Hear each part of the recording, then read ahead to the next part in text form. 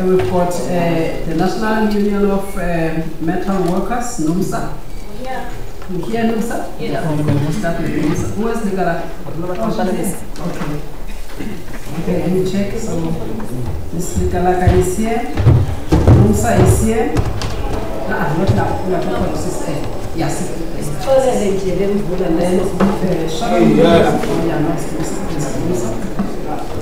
let's check Climate Justice Action Group. Oh, okay, here. We do concerned citizen. All right. Let me check others quickly. We've got a long program ahead of us.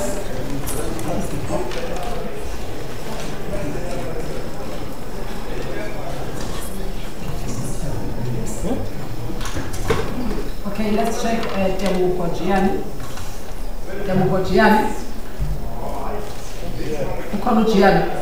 All right. Okay, not now, Jiani.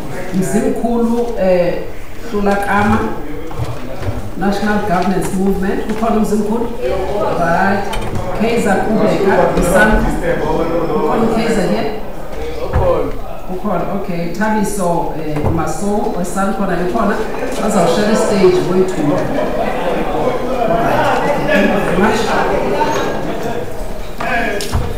Okay, we have Life Africa, Johannesburg, Soweto, Mr. Kalaka. Can we control the noise, please? May you please raise your right hand, Sisi? Do you solemnly declare that the facts you're going to present before this panel will be the truth of the whole truth? I do. Thank you very much. May you please state your name and your position at Life Africa? My name is Makoma Lekalakala, and I'm the coordinator of Life Africa.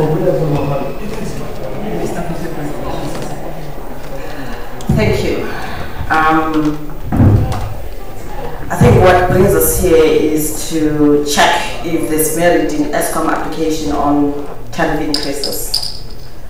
This is not the first time. I think this process has been taking place for quite some years, and taking place for quite some years there's been a lot of questions, like also we had at this hearing and also in the other hearings in other provinces. I'm from Life Africa, which is an environmental justice organization. I think one thing that begs or that we question is the National Energy Regulator of South Africa's mandate. For us, and from what we understand from the Electricity Regulation Act, is that Nersa is the custodian and enforcer of regulatory framework for the energy supply sector in South Africa. And we understand also that its mission is to regulate the energy industry in accordance with government laws and policies, standards, and international best practices in support of sustainable development. We are also concerned if Nersa regulatory mandate is followed. In our view, the regulator is complicit to ESCOM operating illegally. The regulator, I think it's time that it is detached from the Department of Energy. You cannot regulate yourself. And this is where the complicity comes, and that is why ESCOM does things as they want continuously. And coming to these hearings for us, we believe that this hearing, the process of these hearings, it's a process that Nersa knows that it's illegal, actually because of some of the flaws that have taken place. So that means you're not compliant with your mandate also as Nersa. And that's a question that we raise, and it's a concern for us that whether you are independent, because for so many years you have allowed ESCOM to break the law, you have allowed ESCOM to take citizens of this country for granted. This morning we heard about Medupi and Kusile, and I wonder if this multi-year price determination and also the RCA, it's more of us as ordinary citizens having to pay for ESCOM's mismanagement. In 2006, actually before 2006, before the record of decision of Medupi was made, Life Africa is one of those organizations that has said that we don't need any other coal-fired power station in the country. And we also have said that we don't need Medupi and Kusile, in a sense that these mega coal-fired power stations are actually in contradiction with the country's commitments towards mitigating climate change.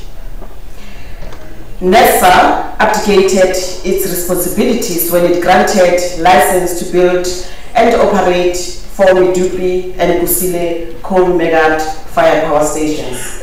We heard this morning how there's so much of design flaws, how there's so many problems around the building of Medupi and Kusile and the delays thereof.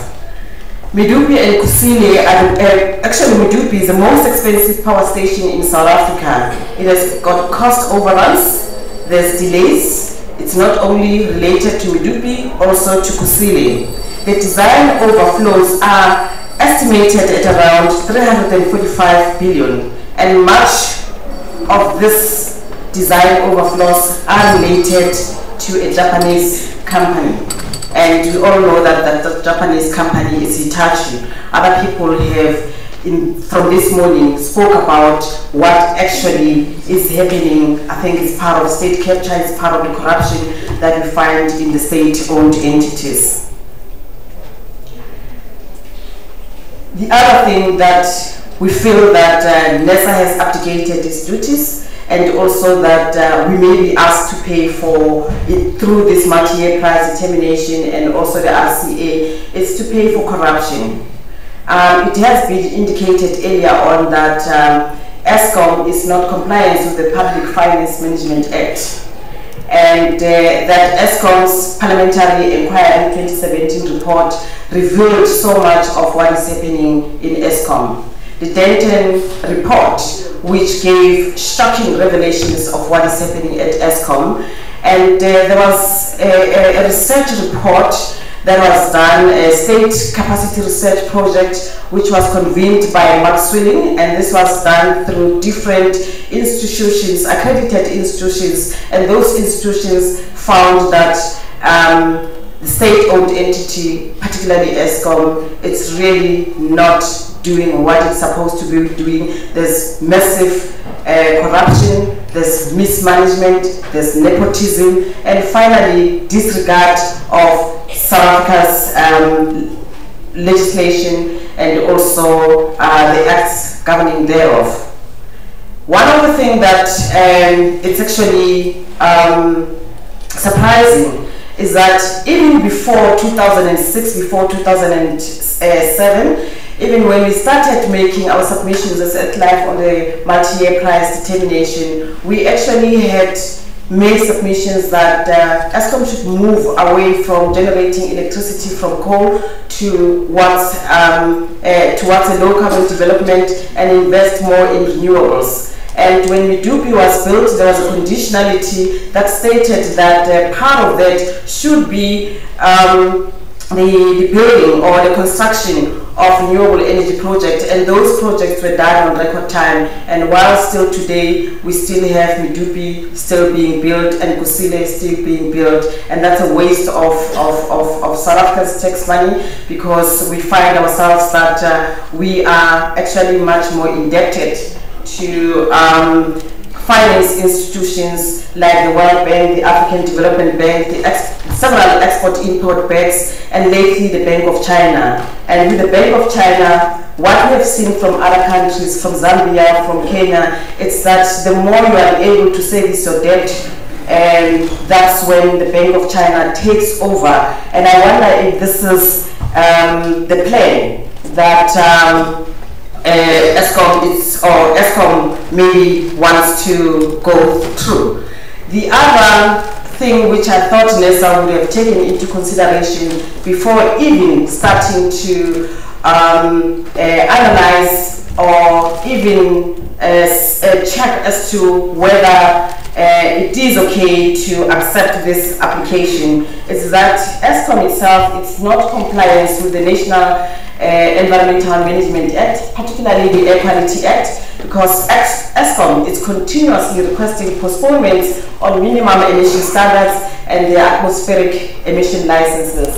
So because of that coal kills, the people in Mpumalanga around the Highveld have got stories, and I think it's a well-known thing that people are dying continuously. They are paying externalized costs for us to be able to get electricity, and that's not how things are supposed to be. Nersa is supposed to ensure that the electricity that we get, it's sustainable and it's low cost. It's not doesn't have externalized cost. And then continues is that if Nersa's mandate is to ensure that electricity, they should regulate that we have got low carbon or sustainable energy. We wonder if the issue around sustainable development, is it a reality or is just something that is being put on paper? It doesn't mean anything, and we'll just come to theaters like this and talk and talk and talk and disregarding the lives of our people. The world is moving away from fossil fuels, and ESCOM has been told through Nersa several times, so many years, that it's time for us to move from electricity generation from fossil fuels, particularly coal, towards low carbon development. We've got abundant solar, we've got abundant wind, and biogas can also be part of the contributing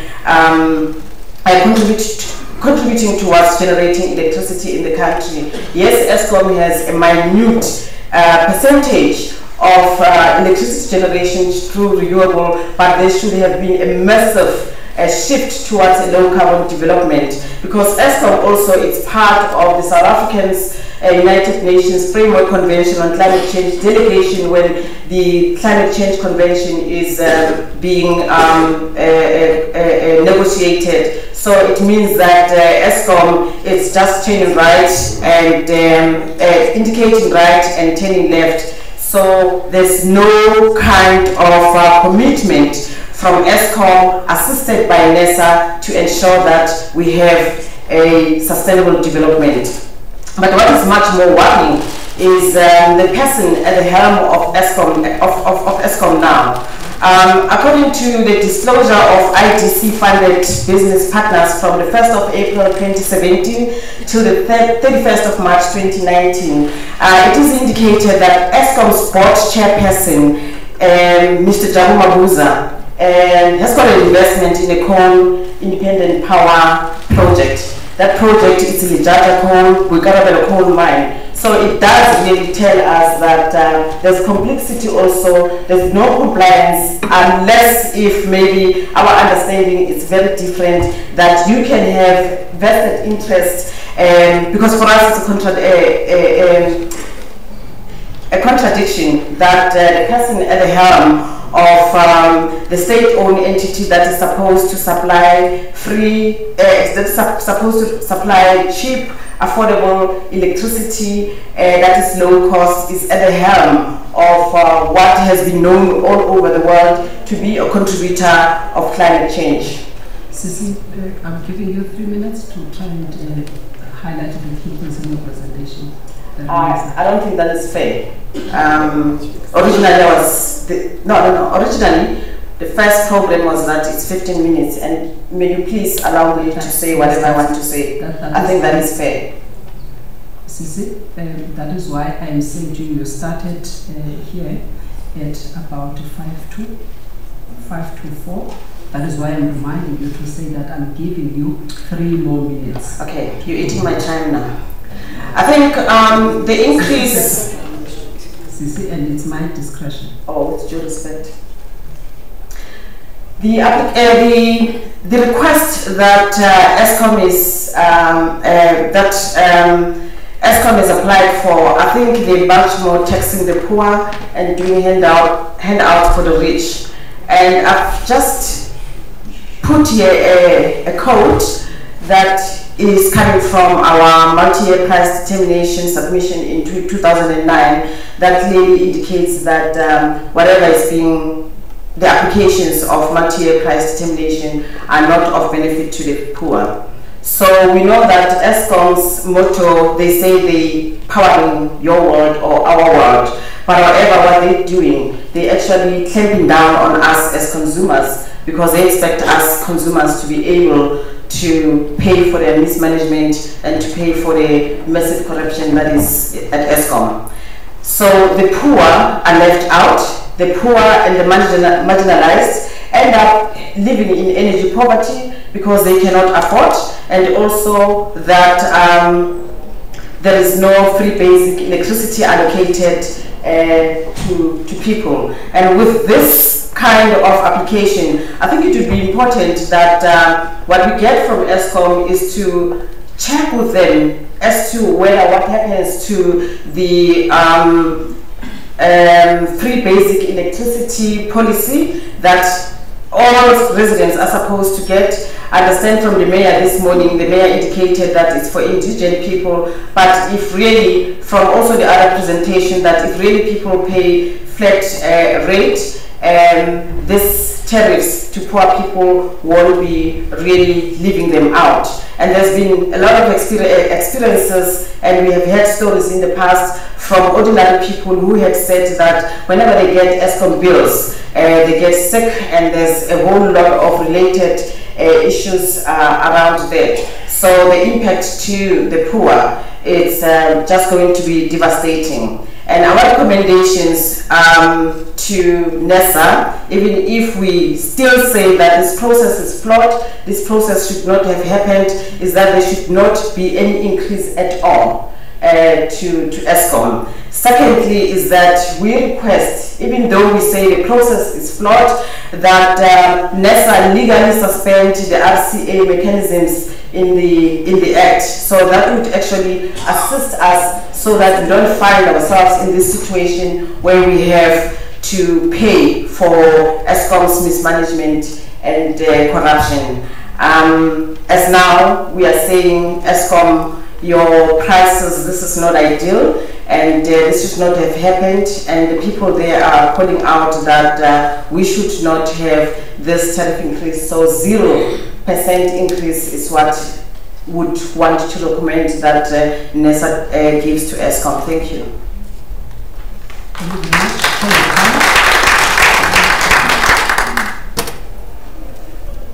Okay, thank you very much, Sissy. We don't have any questions. Thank you.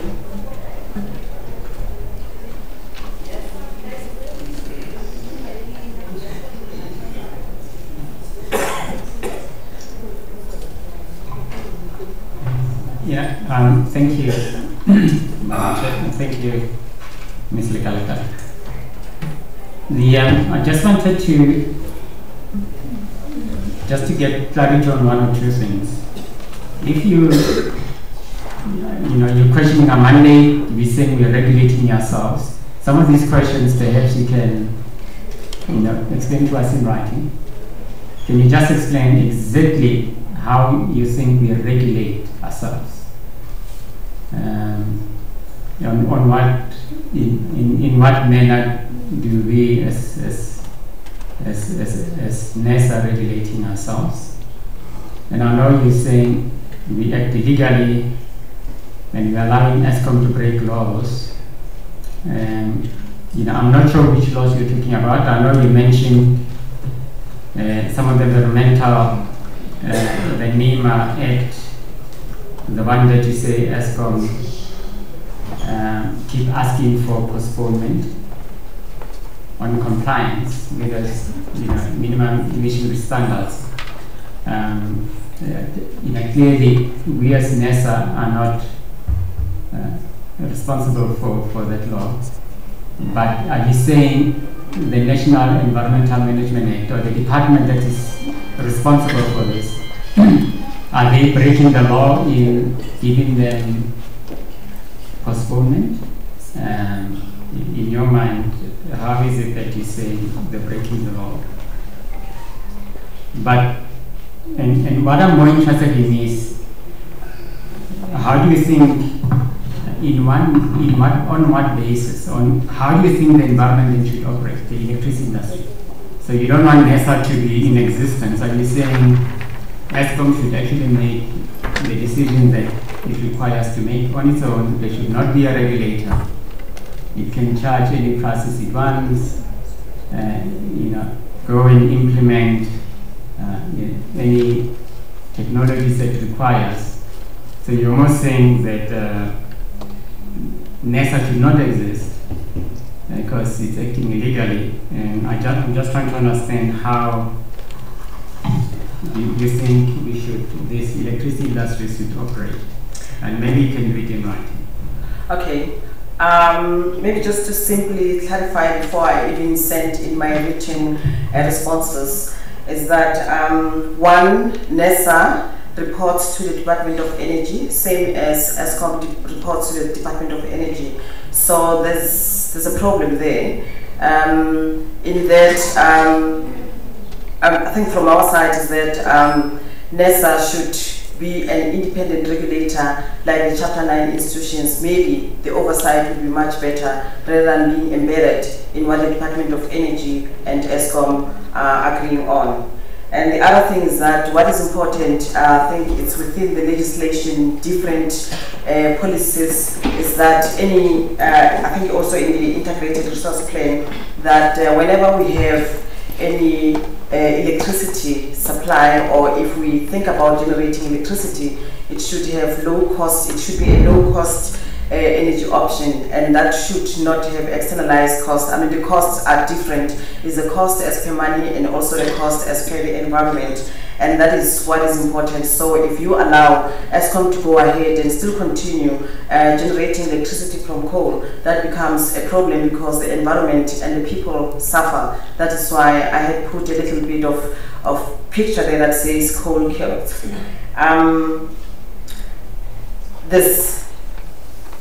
I think some of the stuff that I had said, some of them is public knowledge to you, and I can just send links to some of the work that had been done, and that would be very much appreciative if you could also have the kind of engagement continuously with yourselves, because it also seems like the doors are closing up and they're not opening up, which is very important.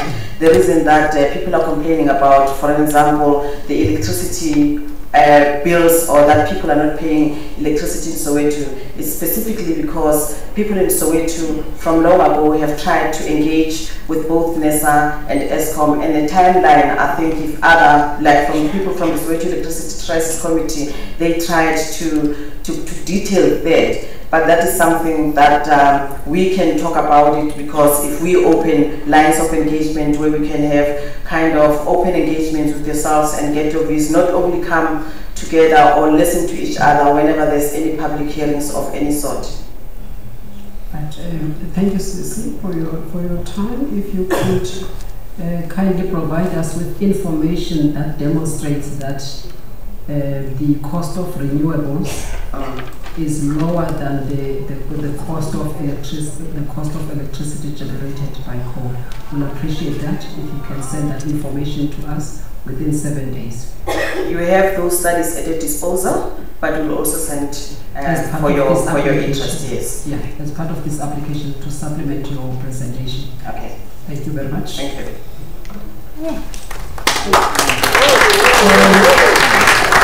The next presenter is Nersa. I have the name of Sharon Mudiba and Pakamile. If you kindly come forward, please.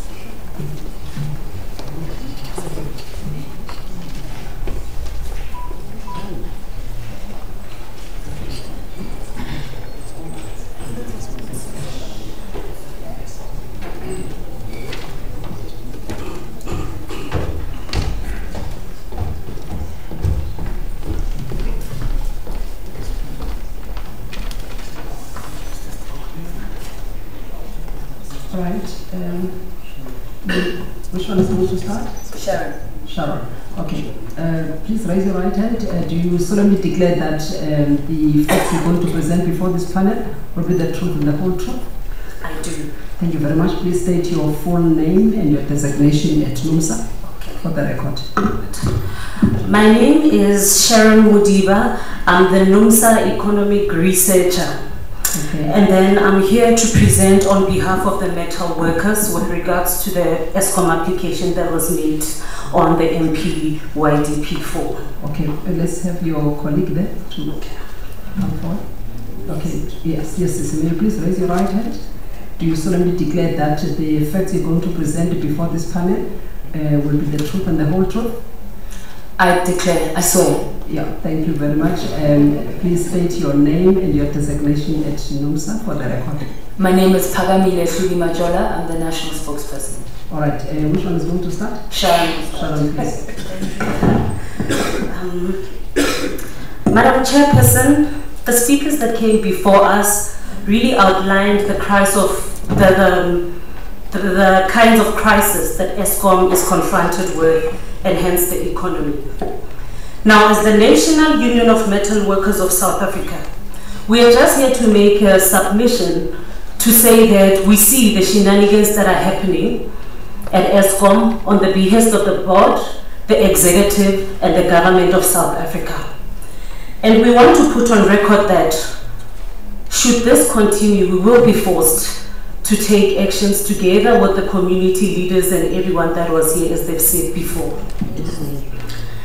Basically, we are saying that this 45% application for the tariff increase over the 3 years will worsen the suffering of the poor and the working class by making electricity costlier and inaccessible. This will further plunge the economy into a crisis. And we know that when this is done, the working class are the first to be hurt by such increases. Basically, companies cut jobs when there is such increases. As the Union of Metal Workers of South Africa, we see the constant, deliberate attempt by the board and also the management of Eskom to run this SOE into disrepute so that they can privatize it. In this week, when we are hearing the outcomes of the hearings, we do hear that there is also a plan to split Eskom into 3 parts, basically to privatize it. And when that is done, there is also agreements that are done through the purchase power agreements. And we hear that these have been approved by yourselves as Nersa. Now, the regulatory principles that have been put here, you say that you run this institution based on the transparency, accountability, and public interest. So we are asking the board of Nersa to say that with all that is bestowed upon yourselves, can you truly please ensure that the power purchase agreements with the IPPs are scrapped so that we can start afresh and consult on this issue? We are of the view that the implementation of the independent power producers was not done accordingly, and therefore the public was not consulted thoroughly. As NUMSA, we are not opposed to the socially owned, to the IPPs. However, we are calling for a socially owned renewable energy. And with the statistics that we have provided on our reports, which really shows the IPP escalation, which will double from 21 billion to 46 within the next 3 years, and only with a market share of growth of 3%. We are saying that this is something that we cannot stand for, and therefore we're saying that it's unaffordable by the public. And we know that when such agreements are made, it is the public and the working class and the poor that have to pay for this. And this is done when the executives and management of Eskom take exorbitant salaries and bonuses back home as a back pay when the public is suffering. So we are asking that Nersa considers all these points that were narrated by the public here, and that are on our presentation, to say that we cannot afford this. We're also saying that there is ongoing contracts which Eskom cannot afford, which really benefit the white monopoly capital of big businesses such as South 32, Exaro, and Glencoe, which continue to make these businesses filthy rich at the expense of communities. We are asking that there must be more clarity and there must be more transparency when it comes to these kinds of contracts, because that is the capture that is not narrated into the commissions that we keep on hearing. So we are asking for more clarity when it comes to that. I will then give space to Pagan. Thank you, Comrade Sharon. The issue of the coal contracts is a very serious issue because the way we see it, there is massive looting that is taking place there. Now, one of the other holes that we've identified as being part of the crisis, which is feeding into Eskom's current financial hole, is the issue of the cost overruns on Eskom's BUILT program. We believe that Medupi, Kusile and Ingula are crime scenes. The cost overruns are hiding massive corruption. Serious looting took place on these sites, which has almost bankrupted Eskom. Contracts were extended and escalated to the benefit of suppliers linked to Eskom executives. We've seen this on various media platforms, it's public knowledge, yet we don't see anyone from Eskom being held accountable for these types of outrageous cost overruns. Eskom admits that some of the construction work was shoddy, but no clear steps have been identified to recover these monies or to take action, not just against executives, but also against companies for this wasteful expenditure. So we've identified various ways in which we believe Eskom can pull itself out of this financial hole. 1. The boards of all SOEs must be reconstituted in order to represent the interests of the majority. Eskom is a state-owned entity, and the board should have representatives from labor, communities, business, and government. This cadre deployment nonsense is a problem, and we are paying for it.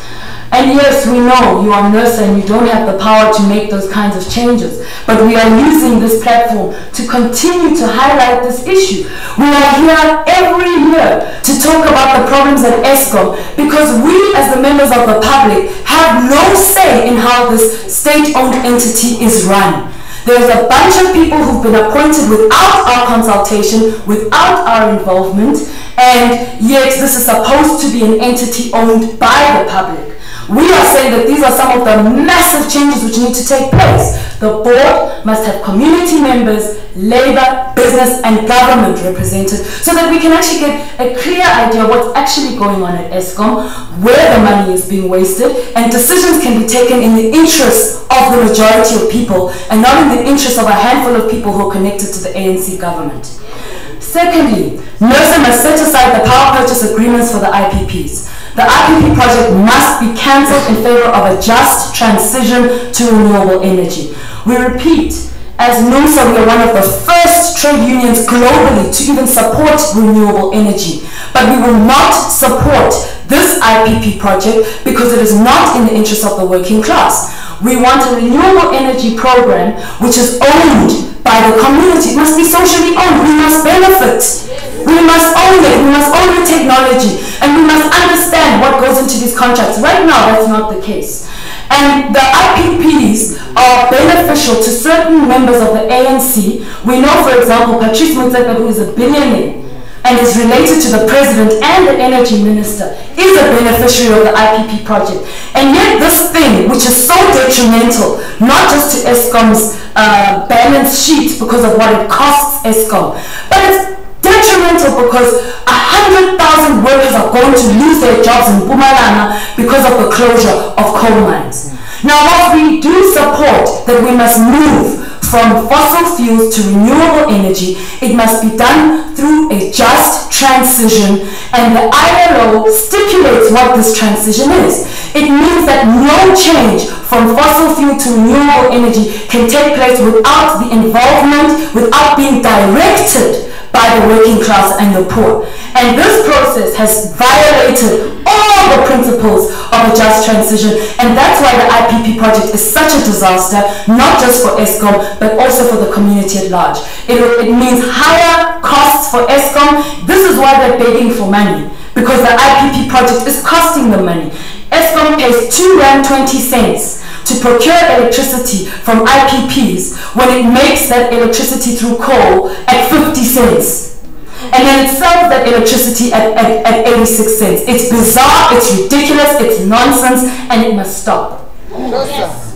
We also demand that all plans to privatize Eskom must be scrapped. Any plans to break it up into compartments must be scrapped. As far as we're concerned, these are just ways for this government to cover up for looting and corruption. Where are all the monies that have been stolen from Eskom in the last 2 decades from looting, from rampant mismanagement, from corruption. They haven't actually gotten any of those monies, but they have the nerve to make proposals about breaking down Eskom. And these proposals will result in massive job losses. We know the history has taught us privatization results in higher costs for the consumer, and it results in massive retrenchments. Again, these are decisions that we have not been part of, and this is why we keep repeating that it is essential that the boards must represent us. Yes. Now, we are against retrenchments, and of course we are against any increase. We believe that if Eskom was to implement all of the above proposals, that there would be no need for them to come here and beg for money. The SOE can be turned around, it can be saved, there's no need for us to privatize. Let's just do things the right way. Thank you. Thank you very much, Nersa. I just want to check if there are any questions from the team. I think I do have a question. One question which you can just clarify for us. Yes. Is the question around competition. Are you against competition and the associate efficiencies? If you have only one supplier currently, it struggles in terms of producing the required output because of its own inefficient performances. And are you saying that you don't want any other supplier to diversify supply and make sure that at least one will be, you put the other supplier on its toes to do the right thing? That's number one, if you can take that down, please. And then the second question that I would like to clarify is your statement that the Eskom plants are shut down because of the IPPs. You were not here earlier on, where Eskom has demonstrated here its own problems, its own challenges with those plants, that some of them are even removed from this application because they're simply not performing, they're in a state of inoperability, not because of IPP. So I think the evidence that is before us for the past week and 2 weeks and today, it's different from what you are stating. Eskom didn't blame that on IPPs. It says it needs help. It's got serious generation problems. And in fact, its energy availability factor has dropped. It's around the average of 63%. So, and also all of these problems with the other units. So how does that become the IPP problem when Eskom itself says these plants, it cannot do anything, otherwise it will require massive investment if they were to put them and fix them? We hear you on that. In fact, we've heard this excuse given to us by Eskom before. We disagree with it vehemently. Eskom, in its own documentation, I don't have it here in front of me, but if you would require me, we can send it to you in writing, where they, long before they actually finalized the contracts for the IPP, they admitted that in order for the IPP project to continue, 5 power stations would have to close down. They said that. So we don't buy that now. I'm sorry, but we don't accept that. We've heard that from them in the past before, and we just don't believe them. Because of the fact that that was their position until there was a new board, and then suddenly that position changed. And the reason that was is because this board, to be frank, is a board of IPPs. It's not a board of Eskom. It's a board which is driving the interest of the IPP project, which is why today we're sitting with this strange scenario where Eskom is paying more for electricity than what it needs to. Secondly, on the issue of diversification, we are not against efficiency. What we are saying is we are against privatization. So Eskom must remain as the main supplier of electricity.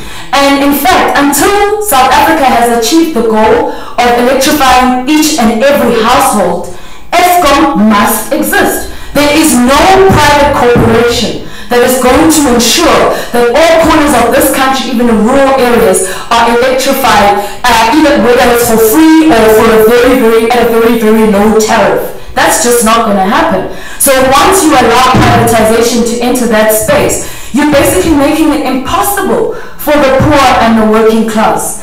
So as long as we have a situation in our country where the majority of people, more than 37%, according to Stats SA expanded definition of unemployment, are unemployed, more than half the population lives in poverty, we have an average of 30 service delivery protests per day because the working class is saying they cannot afford electricity right now. No, we should not be pushing for any privatization because it's not in the interest of the working class and it will not improve our conditions.